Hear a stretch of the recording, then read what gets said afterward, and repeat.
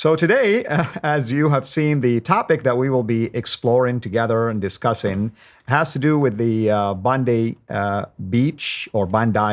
Beach attack, which is an Islamic terrorism attack. And we are going to explore a few things concerning that attack. And of course, we always welcome your comments, your questions, and I will keep an eye on those. And if I see something worthy for us to explore together here in the studio, I will highlight that question as well. So, David, as always, welcome back to our live stream, and thank you for taking time to do so. Mm-hmm. So, what is it about this attack that we are going to address? Well, I mean, there are a couple problems here, right? So, we all know when we hear that there's a terrorist attack, you're like, okay, well, we know who carries out lots of terrorist attacks, but other people and other groups do carry out terrorist attacks. You had Anders Breivik years ago. You had the right there in New Zealand. You had the mosque shooter and so on. So jihadis aren't the only ones who use terrorism as a weapon. They just use it a lot. So when you hear a bunch of people are slaughtered at a beach or something, then you think, okay, I don't know. I have to wait for more information. If I had to guess, does sound like jihadis, but definitely could be wrong. Need to wait for more information to come in. And then you find out it's an attack on a Jewish gathering for Hanukkah. And then it's, okay, now that really sounds like something jihadis would want to do, but there are other people want to do that too. You have people, on the far left and so on who have been screaming, globalize the Intifada, just like lots of Muslims have and so on. So you don't know, and you wait for more information to come in. And then you find out that someone stopped one of the guys, just ran up and grabs him and stuff. And you're thinking, wow, it's a hero. And then you find out, hey, it's a Muslim. It's like, wow, awesome. What an awesome Muslim actually went and stopped an attack against Jews. And then you start getting the rumor factories start going. So people were saying that the attackers were actually IDF soldiers. They were Mossad agents. They're hired by Netanyahu, all this stuff. This is all a big Jewish plot. And you started hearing that that the Muslim who stopped one of the guys is actually like a Lebanese Christian or something like that. Right. And that's just an ongoing problem right now, that anyone can make up anything and just say it on Twitter, and people will run with it and start sharing it, and people don't actually wait for the information to come in. I didn't say anything because I knew, okay, we're getting all this conflicting information coming in, so we kind of have to wait. So that's like one problem. Like, it's right now because of social media, because anyone can say anything, and you've got all these different groups and so on that will just run with a rumor. If you start with a rumor, all of a sudden everyone who's in your circle starts running with the same rumor. That's a problem. That's a problem because it makes it more difficult to get accurate news when everyone's shouting completely different things at you. So after things is settled down a little bit, looks like the attackers, father and son, Muslims who decided to kill as many Jews as possible, and really looks like the guy who stopped one of them was a Muslim as well. And so that's what it looks like. It looks like Muslims were attacking Jews, and a Muslim stopped them from killing more people. So that's what it looks like. But the other issue that arose, and this is something we have to talk about, is I've seen thousands of messages every time I go on X, thousands of messages. You see, they've been saying that Islam is violent and that Islam hates Jews for all these years. But now you can see they're wrong. They're wrong. Islam actually defends Jews. This is what Islam is all about. And over and over again, I've seen this guy rescued Jews. That's the real Islam. That's what Islam commands. And ironically, they keep quoting Surah 5, verse 32. Surah 5, verse 32. If anyone saves a man, it's as if he's saved all mankind. If anyone kills a man, it's as if he's killed all mankind. And every single time I've seen them quote that, they don't quote the full verse, because the full verse says this was for the children of Israel. It's actually a quotation from the Talmud. And so that's kind of the great irony here, that the verse they're pointing to, saying that Muslims are supposed to save people, Muslims are supposed to save people from getting killed, it's actually a quotation from the Talmud. And then the very next verse, Surah 5, verse 33, commands Muslims to kill and crucify and dismember people for the vague crime of waging war against Allah. How do you wage war against Allah? By opposing him and doing all these things. Guess what? In the Muslim sources, Jews are the supreme example of people who are at war against Allah. I mean, from the time Muhammad met the 3 Jewish tribes in Medina, and he thought they were going to affirm him and say, yes, here's that Arabian prophet we've been waiting for. And then they reject him. They're like, we don't. What are you talking about? No one's waiting for an Arabian prophet. And Muhammad concludes that they're lying. They know he's in their scriptures, but they're lying. And he concludes they're evil and they have to be subjugated. And so it's the Jews are like the paradigm example in the Muslim sources of people who are at war against Allah, and therefore the people who have to be fought, violently subjugated, and eventually exterminated. And somehow Muslims go to the verse right before it, which is a verse for the children of Israel. It's a quotation from the Talmud, and they say, see, this is what Muslims are commanded to do. We're commanded to go and rescue Jews. So all you people who've been saying Islam is violent, and that Islam promotes terror, and that Islam hates Jews, you're all wrong. Look, we have a hero finally. We have one hero who actually saved some Jews. So that's what Islam is. Now, what did we hear? There's been almost 50,000 Islamic terrorist attacks since 9/11, almost 50,000. After every single one of them, well, we don't hear about most of them, but after every one we hear about, what do we hear? Well, don't associate what that person did with what the religion teaches. Here we have one guy who stands up for Jews, and we're told, see, this is when someone does something that can get us some good points here. That's what Islam teaches. And the question is, where? Show me that. The one verse you guys go to is not about you. That's a command for Jews. That's right. From the Talmud. And the verse right after it is a verse for you.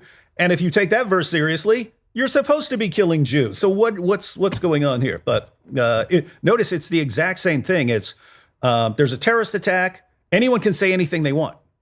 We're at a stage in history where anyone can jump on social media and say anything they want. So if you want to say the attackers are Mossad agents, you can do that. There are Muslims who are still saying that. Like popular Muslims are still posting that this was a plot by Netanyahu, and anyone can jump on there and say, hey, the guy who stepped in, he's actually a Christian. Anyone can say anything, but guess what? Anyone can say anything about the Quran as well, and that's what they're doing. They're saying, see, this is the real Islam. Islam's all about saving Jews. You heard it here, folks. Islam is all about rescuing Jews from the Muslims who are killing them. Yes, and of course, let me just address one of the commenters here. We have, of course, a friend by the name of Muhammad SU. Muhammad SU, if you're coming here to talk about Christian doctrines, bro, you're in the wrong show. That's for sure. Okay? So I've been watching your distractions, classical Islamic way, of course, of dealing with reality. We're talking about Islamic Jihad. You're talking about Christian doctrines. Did God really die? I tell you what could happen right now. I can make your presence here disappear.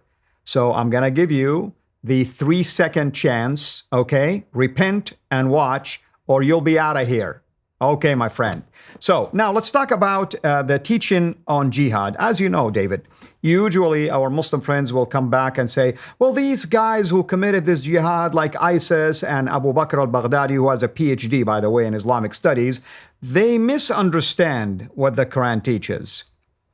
What do you say to these kind of silly responses or counter arguments? Yeah, where are you getting that from? I mean, if Islam is all about saving Jews, and again, who did this guy save Jews from? Jihadis.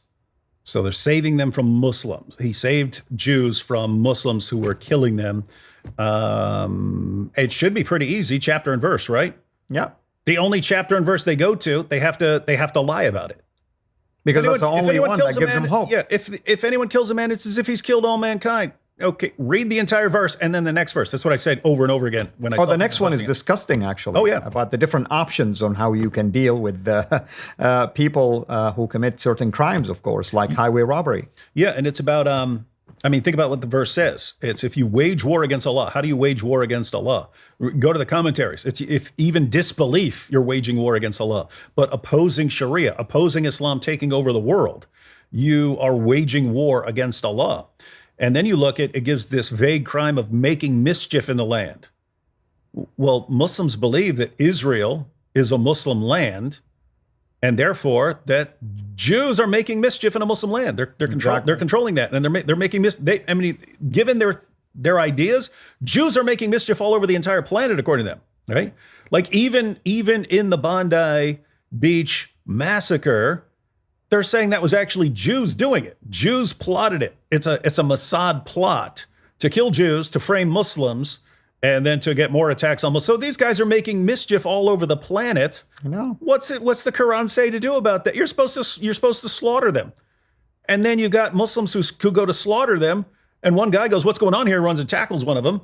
And you see, this is what Islam teaches. Where's that in the Quran? Ah, yes, it says right there, if anyone kills a man, it's as if he's killed all mankind. That says that's for Jews. It says it's Jews. That's a command that was given to Jews. The next verse is for you, and it commands you to go on a killing spree. Yeah. And of course, you know some of these verses, but the Quran actually doesn't treat jihad merely as an inner struggle. It treats it explicitly as a command, an armed fighting under certain conditions. For instance, let's take Quran 216, chapter 2, verse 216. Fighting, this is Allah speaking to Muslims, fighting has been prescribed for you. And it adds and say, though it is hateful to you, meaning like you despise it, but you have no choice in the matter, you have to fight. My favorite is chapter 9, verse 29, talking about the Christians and the Jews and the people of the book. Fight those who do not believe in Allah until they pay the jizya. Notice, Islam is a religion of peace.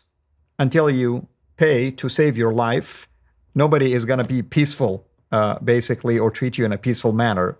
That's interesting, isn't it? It happens to be the exact same method that the mafia uses. Yeah, exactly. Hey, you want to pay us some money for protection? Protection from what? Well, it'd be a shame if something happened to your coffee shop here. You don't want something to happen to your coffee shop, do you? Pay us, we'll make sure nothing happens to your coffee shop. I don't want to pay you. Okay, then it's going to burn to the ground then. That's what Islam teaches. Hey, we're coming to fight you and subjugate you. Now pay us money. For what? For protection. From what? From us. What do you think? And here's another thing. Also, if you go, for instance, to the jurist, you know, like I would say, let me start with the hadith. Muhammad himself in Sahih Bukhari, for instance, said the head of the matter is Islam, its pillar is prayer, and its speak is jihad in the path of Allah. And this formula, by the way, is used in the Quran a lot, in the way of Allah, in the path of Allah. In other words, justifying it that whatever you're doing, it's an obedience and submission to Allah himself. This is what earns you good deeds, or even if you die, as you know, you die as a martyr and you go straight to paradise and you have the 72 virgins and all that kind of stuff. So this is really what drives the so-called jihadis excited about committing these acts. And these two, father and son, were actually, in their mind, they're killing Jews, the lower of the lowest, you know, basically in their mentality, because the Quran, of course, doesn't speak highly of the Jews. Interestingly enough, the Quran says that the land is given to them by Allah for all of eternity. But of course, our Muslim friends are not going to look at that verse and even treat it as if it's still in act and also a valid active verse. And, you know, since the October 7th war, we saw in all these college campus protests and so on, we heard this over and over again: globalize the intifada, globalize the intifada, globalize the intifada. The last intifada was a series of terrorist attacks against Jews. It was a series of terrorist attacks against Jews in Israel, suicide bombings, over and over and over again. That was the intifada. And so when you say, hey, let's globalize that, what are you saying? You're saying globalize attacks against Jews. And then someone goes out and does it, and you say, oh, that has nothing to do with Islam. What were you guys screaming for the past couple of years? You were screaming, do this, make it happen everywhere. Make these attacks happen everywhere. And then it finally happens, and then, oh, somehow the guy who was we can't even say who's defending Jews because we don't know what's going on in his head, right? He sees someone with a gun. We don't know if it's, oh, I need to rescue these Jews, or just, hey, a guy with a gun. He might kill me with that. I have a chance to tackle him or something like that. I don't know. I do want to point out, okay, the terrorists, evil scumbags. The guy who charged at a terrorist, hero. What I don't know what Australia's highest award is for civilian bravery. Like in America, we have the Presidential Medal of Freedom. That's the highest award a civilian can get. You can have a higher award if you're military. You can get the Congressional Medal of Honor, something like that. But for civilians, the highest award you can get is the Presidential Medal of Freedom. Whatever Australia's version of that guy deserves it 100%. Hero, he should always be remembered as a hero. There should be a statue of that guy at that beach. Awesome guy. But I'm still wondering, how do you look at all this and say, the guy's killing Jews, given what Islam teaches and what people have been saying just for the past couple of years, but also for 14 centuries in Islam, how are those guys not following Islam? But the guy who we can't find one verse in the Quran that says, hey, Muslims, you need to go and rescue Jews who are being attacked by your fellow Muslims. I don't know where they're even getting that from. Somehow that guy's the new face of Islam all over social media. That's what Islam teaches. I don't even remember Muhammad teaching his followers to go and protect the Jews. You and I know what the traditional story of Islam, that he slaughtered anywhere between 600 to 900 of Bani Qurayza, that Jewish tribe. In fact, he even slaughtered teenagers because they would pull their pants down or their dress and say, making sure that they are at the age of accountability. So, yep. And so that's what we see from Muhammad. That's what we see from Muhammad. And you can imagine one guy going in there and tackling Muhammad and, no, don't do that. And suddenly that would be the representative of Islam. What are you talking about? Muhammad's the one killing them. Muhammad's the one chopping their heads off and stuff, and you guys are somehow, no, Islam is about saving Jews from the Muslims who actually follow what Islam teaches. These are weird times. It is. In just in the last months alone, we've seen a lot of these attacks. So what do you think is going on in the mind of Muslims when they see things like this? How can they justify that there is this coincidence that there is always a lone wolf attacker who somehow was inspired by the agenda of ISIS or the radical Islam and the teaching, misinterpreted, and somehow they do this over and over again? Oh yeah, they always seem to. So many people around the world seem to misinterpret Islam in exactly the same way, right? Like you go to Boko Haram in Nigeria. Boko Haram, Nigeria is a very, very different place from, Iraq. And Iraq is a very different place from Pakistan and Afghanistan. They're completely different parts of the world. And yet, for some reason, you have lots of people in Nigeria who misinterpret the Quran in exactly the same way that ISIS did in Iraq. And they misinterpret it in exactly the same way that the Taliban did in Afghanistan and Pakistan. And it's like, okay, how are all these people misunderstanding their religion in exactly the same way? Namely, we have to go out and kill all the enemies of Allah. And what's weird is these are the guys who can always point to their text and say, here's where we're getting that idea from. Exactly. When the people say, no, Islam's all about peace, and we say, where are you getting that from? They point us to verses like, that's not what the verse says at all. So why is it that the people who think Islam's a religion of peace, they can't show us one verse that they're accurately representing, whereas the jihadis always can?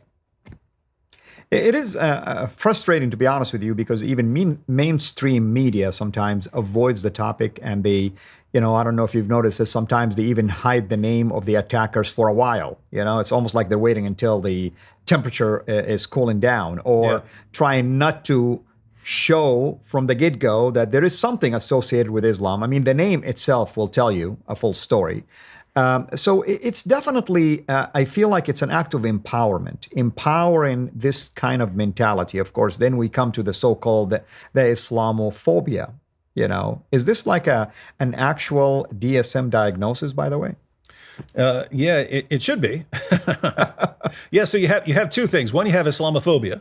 So that's an irrational fear of Islam. And what they mean by irrational fear is you look at the Muslim sources and you say, okay, this says you got to, kill people who leave Islam. You can beat women into submission. You have to violently subjugate the entire world.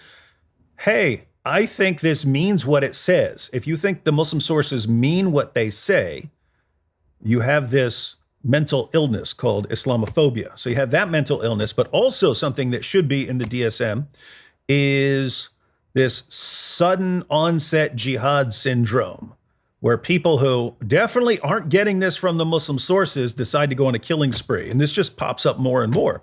And again, almost 50,000 terrorist attacks since 9/11. And so all these guys are just misinterpreting Islam in the exact same way. It's really, really weird that this thing keeps popping up. But yeah, all sorts of mental illnesses that we need to be aware of. Why do you think, Muslim, so-called self-appointed Muslim scholars want to reinterpret everything about Islam, and in this case, the doctrine of jihad? Because I'm going to share some quotes right now from early Islamic scholars who were so close to the life of Muhammad, who understood what the Quran and Hadith were saying, and they interpreted accordingly by application. They've seen examples that were demonstrated before them, and they interpret jihad that way. But why do you think they try to reinterpret things, like go and reverse engineering everything? Yeah, it's one of life's great mysteries. But no, this is just Islam tries to convert people and tries to protect the Muslim community from whoever would want to stop them from taking over the world. This goes back to Muhammad and his companions in the Surah 3 verse 28, where it's don't take non-Muslims as your friends unless it's to guard yourselves against them. Don't take non-Muslims as friends unless it's to guard yourselves against them. What's that mean? It's like you're not taking these guys as friends unless they're more powerful than you. Then you pretend to be friendly. To keep them from knowing your true intentions. And you go to Ibn Kathir's commentary, and he actually quotes Muhammad's companions. And so you had Al-Hasan saying that taqiyya is allowed until the day of resurrection. So you're always allowed to conceal your true intentions and so on, to lie about what you really want. But Abu ad-Darda said it means we smile in their faces while cursing them in our hearts. That's right. So I'm sitting and looking at you. Hey, we're friends, man. We're buddies. And inside, I will destroy you. I can't wait to kill you. I can't wait to take all your stuff. Just want to be clear to everyone who's watching. I'm not saying that if you have a Muslim friend or something like that, or you know Muslim, and he says that Islam is peaceful and so on, I'm not saying he's lying to you. He might believe that. There are lots of Muslims who do believe that. I'm saying we're talking about the religion here. We're talking about the religion. The religion says do not take non-Muslims as your friends unless you're trying to deceive them about your intentions. That's what Islam actually teaches is very different from what this or that Muslim happens to believe. Yeah. So, for instance, let's look at, there is 4 schools of the Sunni Sharia interpretation. So let's take like the Hanbali. The Hanbali school, which is kind of like a conservative one. Here is one of their scholars, Ibn Qudama, in his writing Al-Mughni. He says, jihad is obligatory according to the consensus. Consensus meaning the ijma, the scholars of his days agreed to that. And as a result of this, it is every Muslim who is capable, they'll tell you, is obliged to fight or do something related to the fighting of jihad by supporting people financially, physically, with their life, with the resources, and so on and so forth. The Shafi'i school, which is among the first to at least emerge, Al-Mawardi says in his book known as Al-Ahkam Al-Sultaniya, meaning like the leaders' ordinances, if you wish. I'm going to just translate it that way. He said jihad is imposed to protect the religion and to expand the dominion of Islam. I mean, isn't this the intent behind these terror attacks, is to instill fear in the hearts of people? And as a result of this, you have, I'm going to use mainstream media. They're unable to even tell you the truth out of fear. And that's a form of dominion and expansion. That's the point of terrorism. And, Muhammad in the Hadith said, I've been made victorious with terror. And it's it's a tactic, right? You don't want people ever to feel safe. You don't want people ever to feel comfortable. You don't want them to ever feel like they can just have a good time in public. You want them to constantly have anxiety that something's coming for them, and that's the point. That's the point of terrorism. And so Islam has always had that as a methodology. It's dialed up now because Muslims are kind of scrambling. You have to understand the awkward position that they're in. You look at the Muslim sources, Islam is just supposed to expand and expand and expand, and Jews are supposed to be subjugated and under the control of Muslims. And that's the way things are supposed to be. And here we are in the 21st century. You've got 2 billion Muslims. They can't deal with a few million Jews. And it's almost on the level of idolatry. They almost worship Jews with how powerful they think they are. Like they're Jews behind everything. They're Jews just controlling the entire world, and Allah is just completely helpless to do anything about it. And what do? They don't know what to do, and they lash out. They fall back on violence. Violence is a solution for everything. Yeah. So here is our friend who keeps babbling the whole time. I'm going to just try to pop the question in front of you. He's saying that these teachings that you and I are talking about are actually in the Bible. What? Jihad. What? Fighting the unbelievers. Yeah, I'm gonna make a fool out of this guy right now. So let's see. Okay. Yeah. Hey. Tell him to show us, because you did have wars in the Old Testament and so on. But we understand that we call that descriptive, not prescriptive. In other words, Joshua being commanded to go fight the Canaanites, that's not a command to me. It's a command to Joshua, right? What command is there? We can ask this to our friend. What command is there that's directed towards us, David Wood and Al-Fadi, that would tell us that we should retaliate with violence, or that we should pursue violence? We can do that easily with Islam. You quoted Surah 929, fight those who do not believe in Allah. That's a command. To who? To you who believe. Oh, you who believe. That's a command to believers. You have tons of commands in the Muslim sources which are directed towards Muslims in general about violently subjugating people. Those are ongoing commands. In other words, if you read the Quran and the Muslim sources from beginning to end, and you say, okay, what am I supposed to do now as a Muslim? Doesn't mean every Muslim is commanded to carry out violence, because some Muslims are in a minority, and they're not supposed to stir things up in certain situations. Terrorist attack, that's different. You're fighting a greater enemy.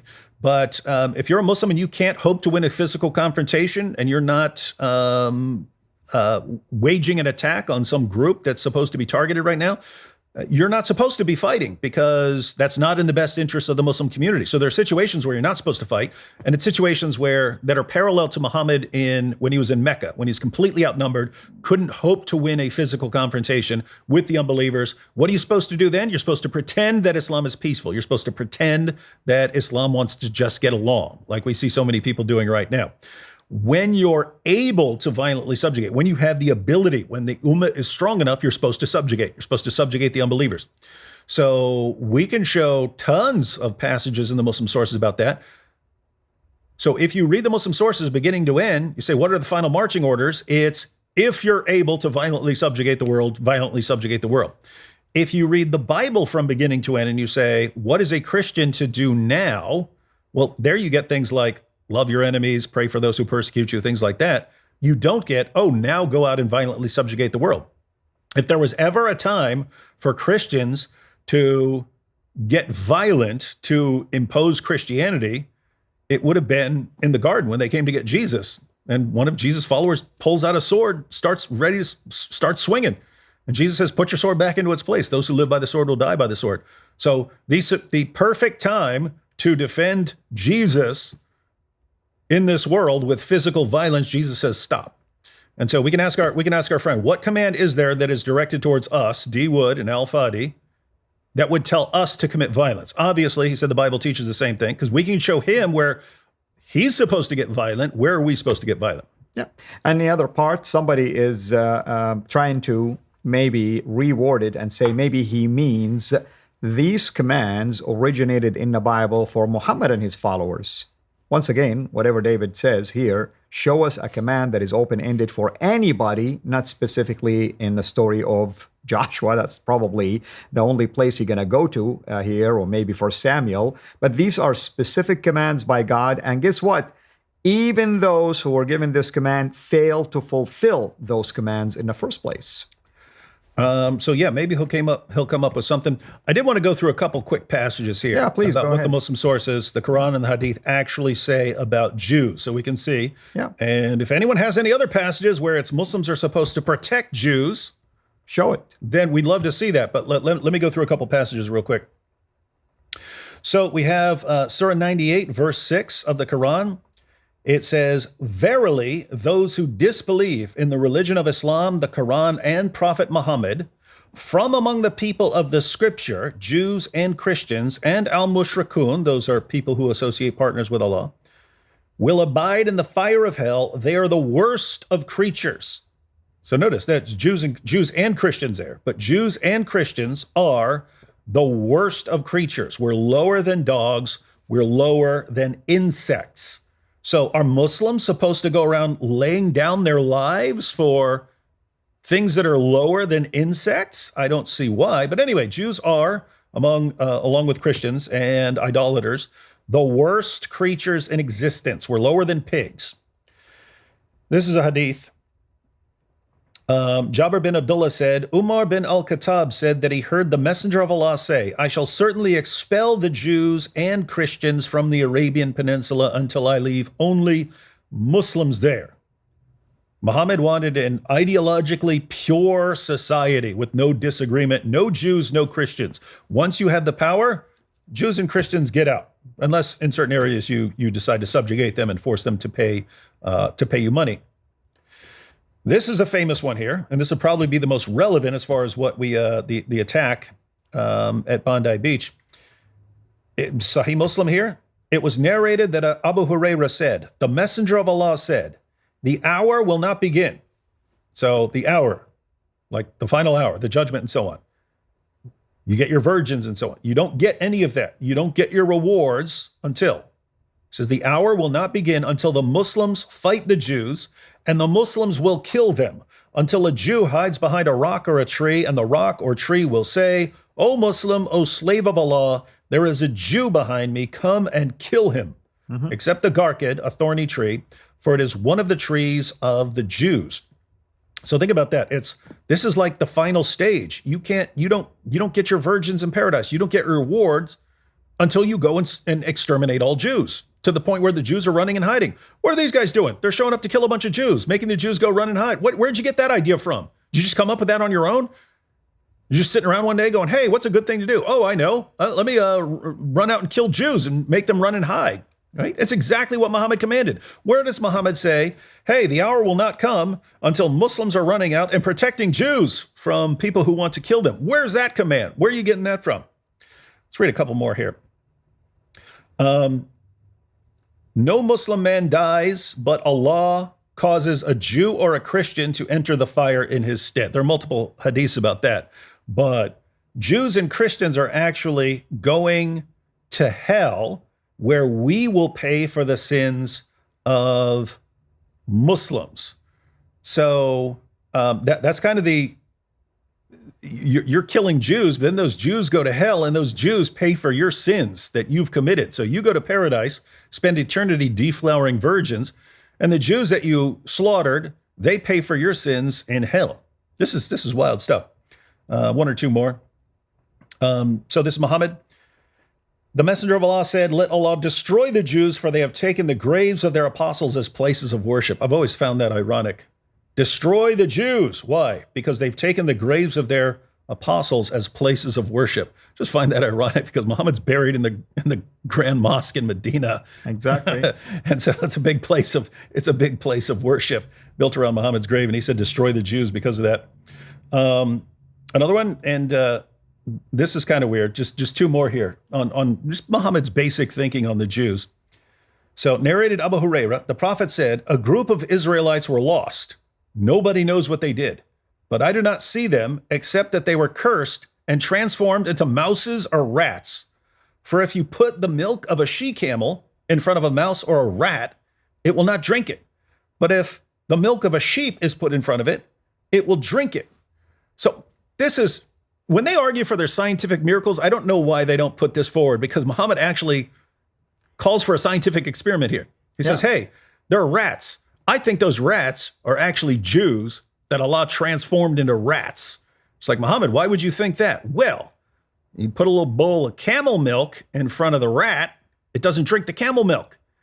But if you put a bowl of sheep milk in front of the rat, it'll drink the sheep milk. What's he talking about? Jewish dietary restrictions. You're not allowed to drink camel milk. You're not allowed to eat camel or drink camel milk. But you can eat sheep and drink sheep milk. And so Muhammad thinks that these rats are actually following kosher dietary restrictions, and therefore that these are actually Jews that Allah transformed into rats. And I mean, it's like if This is the same Muhammad who said that the sun sits in a pool of hot mud. He's actually got me wanting to try this. I want to get like some camel milk and put it in front of a rat and see if the rat drinks it. But yeah, Muhammad's putting this together. Hey, this rat, there's some camel milk there and the rat wouldn't touch it. I think that's a Jew. He's following kosher dietary restrictions. This is Muhammad's attitude towards Jews. All right, just one more. So this is Sunan Abu Dawud. We were in an army with the messenger of Allah. We got some lizards.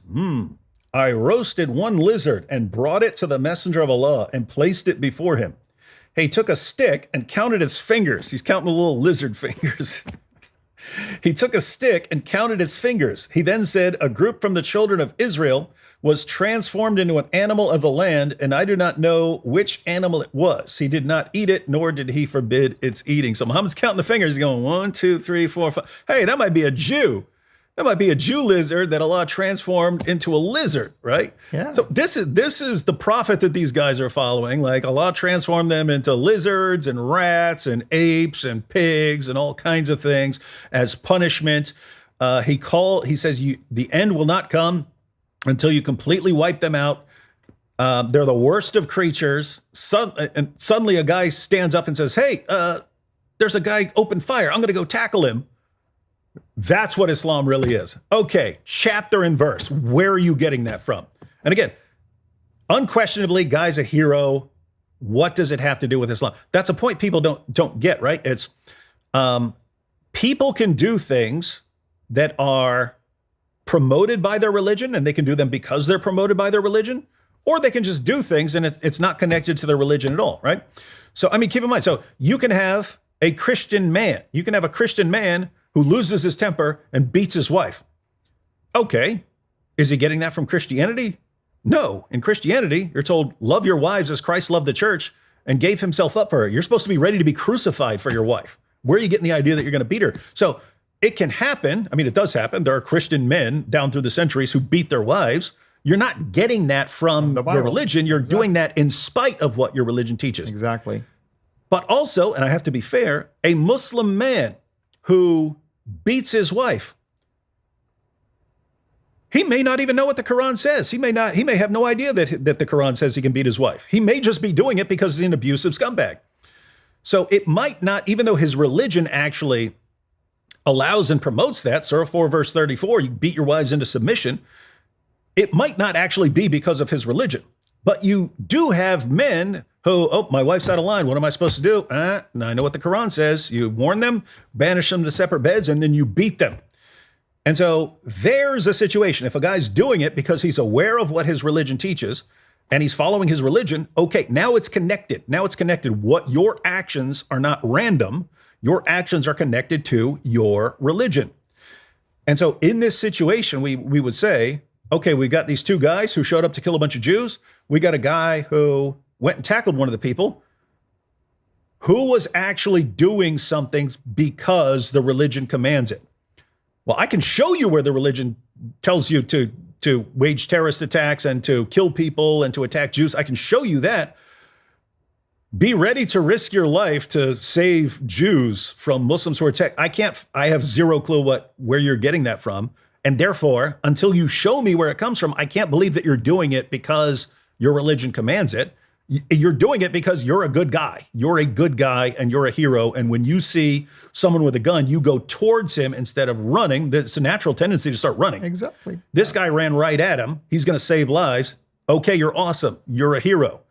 You deserve every award that can be given for bravery.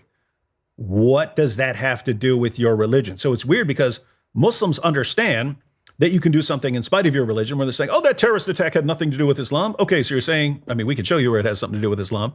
But when you're granting the idea that you can do something that's not actually because of your religion, okay, you've already granted you can do something that's not inspired by your religion. What makes you now say that this guy was inspired by Islam to rescue Jews? Where? It should be very easy for you to show us that in your sources. You can't. You just keep going. 532. If anyone kills a man, it's as if he's killed all mankind. They got me kind of thinking, if the only verses they can go to, they have to twist and distort and not even quote the full verse and definitely not quote the verse that comes after it, I have to start thinking maybe there's just nothing there. Yeah. And also, of course, there were people who were celebrating what happened, actually. They knew that these two assassins were Muslims, and they were celebrating that they were actually killing Jews. They did not come out and condemn what these two did. No, they celebrated. Why? Because they felt like they are fulfilling mandates given to them in the Quran and the teaching of Muhammad, and they are looking at them as if they're the heroes. They're the one who stepped up to the front line and did what they're supposed to do on behalf of the Islamic community. I doubt that this guy who ran knew that these are Muslims in the first place. He did what is the right thing to do, humanistically speaking, to protect lives. Mm-hmm. Yeah, and I think way more Muslims would be celebrating the attack, but they realized they could get better use out of it. Yeah. For something else and saying, see, because what's the message now? See, that guy is the hero and he's the good guy who saves people. The attackers, they're paid by Netanyahu. And so Jews evil, even though Jews are the victims of the attack. Muslims good, even though Muslims are the ones who killed all the Jews. And they just understood they could twist it into that, and that helps spread the message a little more.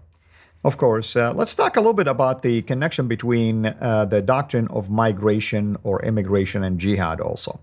For instance, the Quran says that those who believed, so there is faith here, and migrated, there is the migration, and fought. Notice the connection?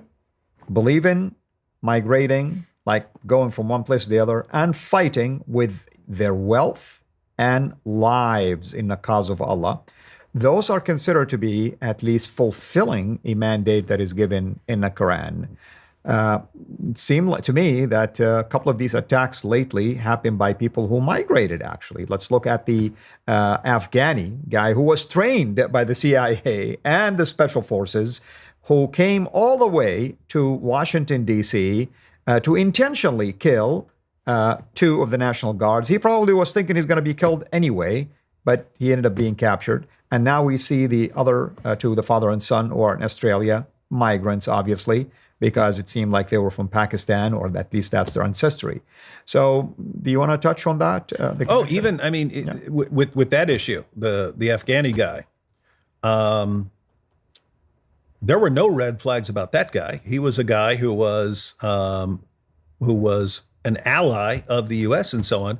And I pointed out when that happened, because people see this has nothing to do with Islam because it has to be from something else. And no, you're going to be seeing that. You're going to be seeing that again, what just happened there. Because think about this, right? The United States shows up to Afghanistan. Guess what? There were tons of people. There were tons of people in Afghanistan who didn't like the Taliban.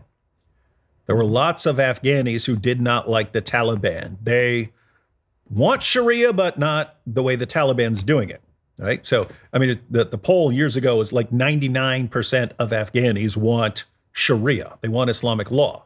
But lots of people didn't think the Taliban was doing Sharia correctly. And so when the United States shows up to go after the Taliban, oh, good. We can actually get the United States to help us get rid of the Taliban, and then we'll have our country. Then we can impose Sharia the way we want it. What happens? Well, the United States eventually pulls out. the Taliban takes over. You get out of the country. But think about this. You were convinced the Taliban's wrong. Well, they won. You were convinced, you were right. Well, you lost, and now you're running and hiding. Eventually, you start processing this as a Muslim. Right. What just happened there? The Taliban won. I wanted to get rid of the Taliban. The Taliban won. Somehow these guys won against the United States. The Taliban won against the United States, the most powerful nation the world had ever seen. And they won against Russia before, right? Yeah, and they keep beating the most powerful people. Maybe these guys, maybe these guys are right? If so, and even if you think they're not, even if you think they're still not right for some reason, you start processing what you've done as a Muslim. What did you do? You allied with non-Muslims. You allied and supported the great Satan in killing Muslims. That's what this guy did. He helped hunt down Taliban guys, right? That's what this guy did. You're sitting here thinking about this going, I was allies with the great Satan against my fellow Muslims. What do you think Islam has to say about that? What do you think that guy's status is? He helped non-Muslims kill Muslims. What do you think that guy has to worry about with Allah? Yeah, exactly. He's doomed, right? He was having like a second thought on his actions. So he is doomed. So he's sitting back there thinking, man, I didn't like the Taliban. I thought I could align myself with the United States. The Taliban won, as they keep doing. And I'm over here. I'm in trouble on Judgment Day. I help non-Muslims kill Muslims. I am doomed on Judgment Day unless you got one way out. You got one way out of that mess that you're in. You can get killed while attacking the non-Muslims. And you become a martyr. Yeah. And then you're okay. And then you're okay. Then you're good. And so what does he do? He thinks he's going to die, and he goes in and tries to go on a killing spree. Right. And even if he didn't die, he's hoping now that he regained his honor and respect, and now he's going to be looked upon as the hero. And others might say, well, he was just infiltrating, and he was waiting for the right moment. Regardless, it's obvious that he recalculated in his mind the motives, the actions, his collaboration, because he would have been probably a spy or even participating in pointing out where these Taliban people were, that the CIA was going after drone attacks and all that kind of stuff. And probably he felt bad now that he was an active participant in the process. Yeah, but I mean, the reason I said you're going to have to deal with this again, you had a lot of people in Afghanistan helping the United States of America against Muslims. Right, exactly. So as long as you thought, hey, it's okay, we're just allying for a temporary time with these guys to take over and make sure these guys lose, but then those guys don't lose, then it's, wait, are we on the wrong side here? Are we in trouble? The point is, anyone who is actually a Muslim and realizes what he did, I supported the United States killing Muslims, I'm in trouble. I'm in trouble.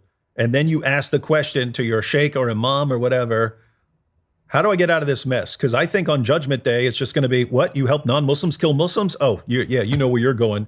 Yeah. Is there a way out? Oh, just one way? I have to go kill some of them? I have to go kill some of these non-Muslims? And I think you're going to be seeing that again. Yeah. Yeah, and the hope that they will go and check on his communications and maybe search, or who knows, maybe he went directly to his mosque and asked the imam about things like this and making him think like he's feeling guilty and all that kind of stuff. Let me just take a quick look here at some quotations from, Islamic scholars. For instance, you have Ibn Taymiyyah, who is a jurist, an Islamic jurist, used actually and quoted by bin Laden and others like him. He's saying if a land is dominated by disbelief, hijrah, meaning migration from it, is obligatory. Here's the interesting part. Ibn Taymiyyah wasn't talking about people living in an infidel land. In his days, he was talking about people living under Islamic rule. But if these Muslim, basically, leaders are not practicing Islam correctly because the Mongols were in charge, then in his book, they're considered to be infidels, and a Muslim should migrate for the purpose of spreading Islam somewhere else. This is why Ibn Taymiyyah and his fatwas, his decrees, become extremely important, because Muslims use that all the time, at least the extremists, as I want to use that term here. They look at it and say, you have an obligation. How can you spread Islam everywhere unless you physically have to migrate from one place to the other? And then you have to compromise over there, or have to sacrifice either your wealth, your comfort, or possibly even your life. And we've seen during the ISIS time, many of the migrants in France, in Germany, in Belgium, in other places, they attacked these countries of where they were living, where they migrated to. They didn't go all the way just to fight other countries, but no, where they were living, because they felt that they have that obligation. And unfortunately, that's very dangerous, by the way, because you can see it, like you said, happening everywhere. Yeah, and again, it's another example of how are all these people getting Islam wrong in the same way, right? So when ISIS said, "Hey, we're here, we're the new caliphate, come join us, we're gonna start taking over," you had tons of people from Germany, France, the UK, Russia, the US, Canada, flooded in there to join this fight. So what's that mean? They were already there. These people were already in the United States. They're just waiting. They're waiting. They already had the idea of what they're supposed to do. They're just waiting for someone to say, all right, now's the time. So you had those people. But then, as you pointed out, you also had the people who just went and attacked the countries they're living in. And it's, okay, are all of these people getting this wrong? But now there's one guy in Australia who got it right, who got Islam right. And no, I'm here to run out and protect people. I'm here to protect all these kuffar. Yeah, one person. Yeah. See, out that's of the proof. 1.7 billion Muslims in the world. That's all it takes. He must have received revelation, you know. Oh gosh, people are stupid. Did you see what Pierce Morgan said? Pierce Morgan was talking about that, and he's saying, and we've got all these people who were worried about mass Muslim migration, and we're getting some of the people are going to be terrorists and they're going to go on a killing spree. But guess what? If you stop all the mass migration, you wouldn't have got the hero either. It's like, wait, so we need to bring in as many as possible. So, because even though, yeah, you're bringing in some jihadis who are going to go on a killing spree, we want to get you'll some heroes. also occasionally get a hero in there who's going to stop them and kind of just limit them to killing 15 Jews. And so you just want to bring in as many as possible, because, you know, you get all these jihadis, but you'll occasionally get a hero, and that's worth it. What's he saying? He's saying it's worth 15 dead Jews to get the guy who stops them from killing more. This is wild stuff. We're getting ready to wrap up this live stream. So any last thoughts on this topic in general? Are you planning on doing any shows on it beyond what you have done so far? Yeah, probably not. There's just new stuff happening. There's new stuff happening every day. But I do realize we need to get back to the basics of getting people to understand what Islam says and jihad and so on. Because I noticed this first in Dawah, that there could be an argument like 20 years ago that we just completely destroy, and Muslims stop using it. And then because they stop using it, people stop responding to it. And then all of a sudden now I'm seeing the same arguments from 20 years ago pop up that I hadn't seen. We destroyed it back then. And they're bringing it up again because people forgot about it and people forgot how to respond to it. And so they can use the same stupid. So they're like cycling through old arguments now. And it was the same thing with, if anyone kills a man, it's as if he's killed all mankind. You go back 15 years ago, everyone was quoting that. Every journalist, when he wrote anything about the latest terrorist attack, Barack Obama quoted that.